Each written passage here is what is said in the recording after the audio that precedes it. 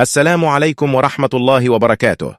عاد سفيان البقالي بالميدالية، وعبر عن سعادته الكبيرة لتمكينه من تشريف الألوان المغربية إثر فوزه بالميدالية الذهبية لسباق 3000 متر موانع في بطولة العالم لألعاب القوى ببودابست، فضلا عن الفوز بالسباق نفسه لملتقى شيامين الصيني بالدور الماسي، موجه الشكر لصاحب الجلالة الملك محمد السادس، وأيضا لجميع المغاربة على دعمهم الكبير. وبعد تشريفه للعالم المملكة المغربية من خلال هذين الحدثين الكبيرين، عاد البقالي إلى المغرب أمس الاثنين 4 شتنبر 2023، حيث حظي البطل الكبير باستقبال جميل في مطار محمد الخامس بالدار البيضاء.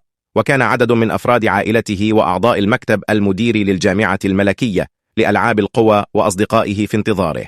وأهدى البقالي ميداليته الذهبية إلى أمه كتعبيرا منه عن امتنانه لعطائها وكفاحها المتواصل إلى حين وصوله لهذه المراتب المتقدمة والفوز بالألقاب.